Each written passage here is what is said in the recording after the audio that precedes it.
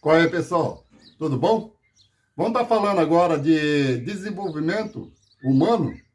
Vamos falar sobre educação mais um pouco? Se a gente puder analisar, aí a gente vai ver que, historicamente, diferentes concepções, né,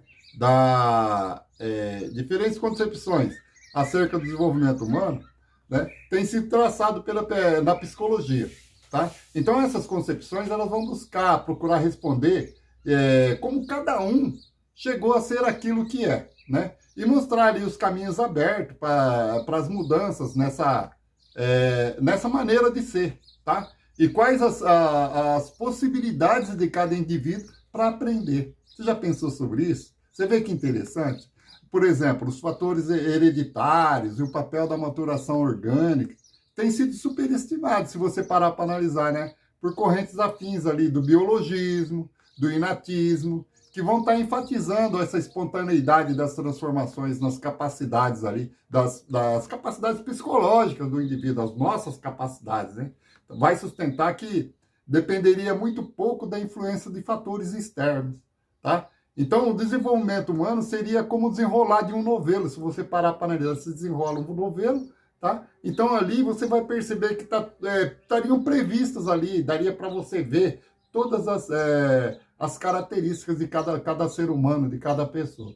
Então, bastaria você alimentar um processo de maturação e aptidões individuais, e num estado de prontidão ali, guiaria ali o comportamento de cada pessoa, de cada sujeito, né, cada indivíduo, tá? Então, essa corrente de pensamento ainda hoje, você vai ver muita gente pensando desse jeito aí, na educação, tá? Da infância, vai envolver aí apenas dizendo que você só precisa ali regar algumas sementinhas ali, para que desabroche ali as aptidões dessas crianças. Quer dizer, um absurdo isso daí, né? Então aí vai surgir outras correntes dizendo que o ambiente, ele é o principal elemento de determinação do desenvolvimento humano. Segundo elas, essas correntes que falam sobre o ambiente, que o ambiente é o principal elemento de determinação do ambiente, que o homem tem a plasticidade para adaptar-se a diferentes situações de existência, aprendendo novos comportamentos que sejam dados as condições favoráveis, tá? Mas isso daí também, na educação infantil, tal concepção aí, ela vai promover ali a criação de muitos programas de intervenção sobre o dia a dia ali, o cotidiano, a aprendizagem das crianças, em idade cada vez mais precoce. Então, isso daí vai minimizar a iniciativa do próprio sujeito e também, de fato, das reações dos diversos sujeitos que vão estar submetidos às pressões de um mesmo o meio social ali, pelo fato de não serem semelhantes. Então, tudo isso daí você vê que gera aí uma polêmica, uma dúvida, tá? Então, esse impasse aí, ele só vai ser resolvido, que vai ser criado ali por essas posições precedentes, como a gente viu, que surgiu na psicologia aí. Então, essa existência de uma relação recíproca, a constituição desse sujeito, essa vertente, só vai ser resolvido com a criação da constituição de um sujeito em um meio, e na vertente, em uma nova vertente, a vertente interacionalista. Que, segundo ela, o desenvolvimento humano ele não decorre de uma ação isolada de fatores genéticos, que buscam condições para o seu amadurecimento, nem de fatores ambientais. Quer dizer, aquelas duas correntes que a gente falou sobre, que tem os biologistas lá e os inatistas, depois a gente falou daquela corrente que defende a questão do meio ambiente. Então, nem essas duas dos fatores ambientais, nenhuma delas vão agir sobre o organismo. Então, controlando ali o seu comportamento. Então, decorre antes, quer dizer, tudo isso, segundo a teoria interacionalista, vai estar expondo, vai estar mostrando para a gente que antes vai trocar trocas recíprocas, né, que se estabelece durante toda a vida, né, entre o indivíduo e o meio, cada aspecto influenciando sobre o outro. Então, como todo organismo vivo, o humano ele vai se inscrever numa linha de desenvolvimento condicionada pelo equipamento biocomportamental da espécie quanto à operação desse mecanismo aí, de mecanismos gerais de interação com o meio. Então, dessa perspectiva, não há uma essência, mas uma construção do homem, né, em permanente atividade de adaptação ao ambiente. Então, ao mesmo tempo que a criança ela modifica o seu meio, ela vai ser modificada por ele. Então, em outras palavras, ao construir o seu meio, atribuindo-lhe a cada momento determinado significado. Então, a criança é por ele constituída. Adota formas culturais de ação que vão vão transformar a sua maneira de expressar, de pensar, de agir. Então, a gente vai ver que o Vygotsky e o Vallon são dois autores interacionistas, né? O Vygotsky, por exemplo, ele é de Levi Vygotsky, ele é de 1896, 1934. E nós vamos estar comentando também que o Henri Vallon, que é um francês, tá? Em 1879 e 1962. E nesse período, esses dois aí, eles vão trazer uma grande contribuição para o conhecimento sobre as formas da criança ser e modificar-se, tá? Então, atualmente, vem exercendo significativa influência. Atualmente, a gente vê que esses dois autores aí, essa corrente, né? Ela vem sofrendo muita influência, né, nos pesquisadores da área da educação infantil. Então, a gente pode ver que esses trabalhos desses dois aí, eles vão estar inserindo ali uma linha teórica que vai ser chamada de sócio-histórica, tá? Por considerarem a constituição social do sujeito dentro de uma cultura concreta. Então, vamos estar falando um pouquinho do Vygotsky aqui, para a gente ter uma ideia, né, de como a coisa funciona. Então, de acordo com o Vygotsky, a construção do pensamento e da subjetividade é um processo cultural. Presta bem atenção nisso daqui, que isso daqui é de fundamental importância, tá? Então, vamos repetir novamente, de acordo com o Vygotsky, né? A construção do pensamento e da subjetividade do sujeito ali é um processo cultural, tá? E não é uma formação natural universal da espécie humana. Ela se dá graças ao uso de signos e ao emprego de instrumentos. Vamos saber já o que é signos, tá? E ao emprego de instrumentos, vamos estar falando sobre esses instrumentos elaborados através da história humana em um contexto social determinado. Então, aí a gente vai ver que enquanto os animais eles agem e reagem à natureza de uma forma assim, sensorial instintiva. A gente já viu as pessoas comentando que o animal tem instinto? Bom, tem muita gente que acredita que o animal pensa, que ele tem. Eu, por exemplo, particularmente, é que não existe um estudo mais específico. Eu acredito que os animais pensam tal, mas a gente não chegou nesse ponto ainda. Mas, por enquanto, vamos entender como a ciência tem determinado até agora, né? Que o animal ele tem uma forma sensorial instintiva. Quer dizer, o homem ele extrapola as suas capacidades sensoriais pelo uso dos instrumentos construídos. Aí é que nós estamos falando como que o homem ele extrapola tudo isso. Ele vai construir instrumentos e por meio do trabalho coletivo ali, ele vai interagir com outros homens. Então, esses instrumentos que ele vai estar criando, eles não se reduzem à dimensão material, mas eles incluem ali a utilização de signos. Que são signos? São aqueles instrumentos psicológicos criados pela humanidade. Por exemplo, uma palavra-chave para ativar uma lembrança é um signo, né? Por exemplo, se você determina uma cor para determinar uma emergência ou representar algo numa situação, um sinal para levar uma experiência ou algo para despertar um raciocínio argumentativo. Tudo isso daí vai estimular as variadas funções mentais. Tá legal? Vamos dar continuidade aqui? Tá interessante, não tá? Então, vamos lá. Ao incorporarem os signos, né, que a gente acabou de citar o que são signos, elaborados pelos grupos sociais, como forma de registrar e transmitir determinadas informações no processo de trabalho, as ações humanas elas vão se tornando mais complexas, tá? Então, assim como o uso de uma ferramenta, né, que modificou, vamos supor, você pega uma ferramenta, você modifica uma ação dos membros superiores. Por exemplo, você usa sempre ali, então vai estar modificando ali os membros superiores do seu corpo, né?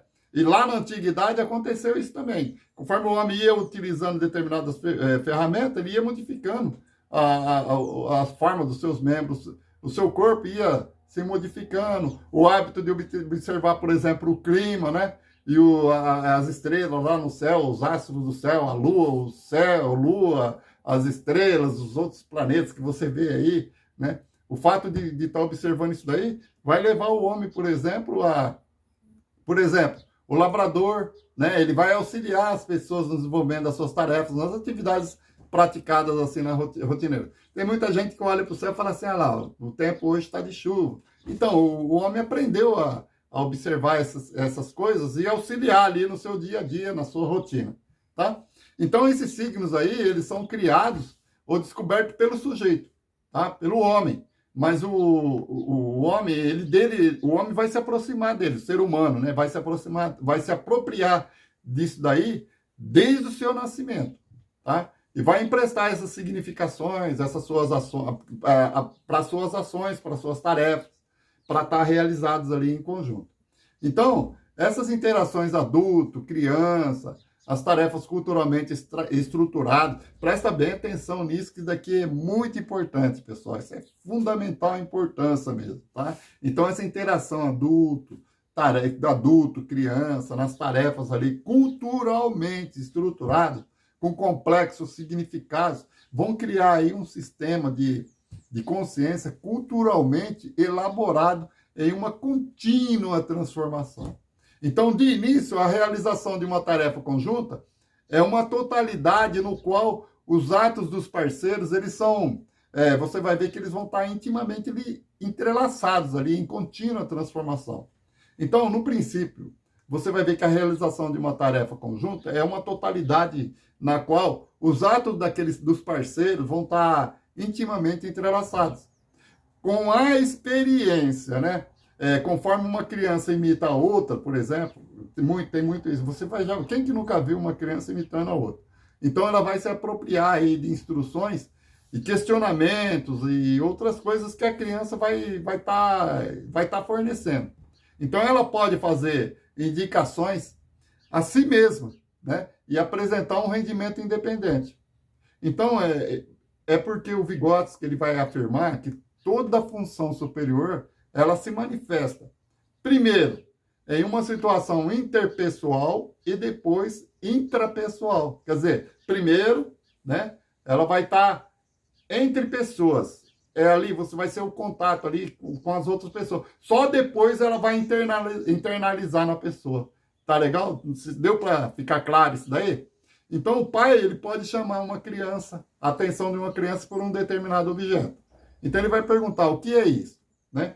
Ao mesmo tempo que ele vai estar ajudando a dar uma resposta, então, de repente, a situação aí várias vezes vai fazer com que a criança se aproprie dessa fala. O que é isso? Quando ele fala assim, o que é isso? E vai estar dirigindo para uma outra pessoa para obter uma resposta. Então, depois, a própria criança, ela vai propor, a partir do momento que ela vai estar internalizando isso aí, essa questão internamente vai estar respondendo. Tá? Então, com isso, essa forma de memorizar, de perceber, de solucionar problemas, tudo isso daí foram gerados dentro da coletividade e foi convertido ali em funções psicológicas do indivíduo. Então, com o objetivo de estar analisando isso daí, esse processo, o Vygotsky ele vai criar ali o conceito da zona de desenvolvimento proximal, que hoje tem uma discussão de zona de desenvolvimento imediato, que futuramente a gente vai estar esmiuçando isso daí. Tá legal? A gente vai ver o Demerval Saviano, vários autores aí, brasileiros, teóricos muito importantes, que vai estar tratando muito desse assunto aí. Se você quiser, é só dar procura fazer umas pesquisas e se aprofundar, que esse tema é muito importante. Tá legal? Só vai enriquecer o seu conhecimento, vai fazer com que vai adquirir, vai trazer valor para você, tá? E você vai ter isso daí muito uso na nossa comunidade e na nossa sociedade. Isso é top de linha. Tá legal? Então vamos dar continuidade aqui. Bom, aqui o importante é esclarecer que alguns autores, né, que vão estar adotando essas expressões aí do nível de desenvolvimento atual, a zona de desenvolvimento imediato. E conforme as traduções, o nível de desenvolvimento real, como a gente falou lá, a zona de desenvolvimento próximo, em zona de desenvolvimento proximal, de acordo com as outras traduções. Tá legal? Então, a gente espera que que tenha conseguido compreender esses detalhes que vão estar surgindo aí da obra de Vygotsky, da linguagem, tá? Da origem da língua portuguesa, etc. Então, segundo Vygotsky, a gente dando continuidade aqui, você vai ver que essa linha de desenvolvimento proximal, onde a criança ela vai transformar as informações que ela recebe de acordo com a estratégia e conhecimentos por ela adquiridos, que ela já tem aquilo, ela já adquiriu aquilo em algum momento que ela viveu ali com alguns parceiros, com outras pessoas mais experientes do que ela. Então, essa zona de desenvolvimento próxima, que você vai estar se referindo à distância, vai ser a distância entre o nível de desenvolvimento atual da pessoa, ou seja, a sua capacidade de apresentar uma ação independentemente das pistas externas ali, compreendendo, portanto, as funções já amadurecidas e a capacidade de responder orientado por indicações externas. Aqui a ele ou a ela ali vai estar, ou seja, vai estar baseada em funções no processo de amadurecimento. Então, após operar com esses instrumentos, ou muletas, né, que a gente, gestos, instruções, questões, estratégias, e o indivíduo ele vai criar uma mediação semiótica interna, né, e vai estar respondendo a situações com base em alguns conceitos, imagens, possibilidades, e outros recursos aí a mais, tá? Então, dessa forma, você vai perceber que o pensamento ele é formado na vida social à medida que os modos de organização do ambiente presentes em determinado contexto social, tá? Eles vão estar fornecendo ao indivíduo imerso vai estar imersos ali os objetos, os conhecimentos, as técnicas, tá entendendo? Os motivos necessários ao desempenho das tarefas sociais, historicamente construída nessa cultura. Bom, eu acredito que... Vamos dar continuidade. Depois eu acredito que se você não estiver entendendo muito bem, dá uma revisadinha. Isso daqui não é difícil.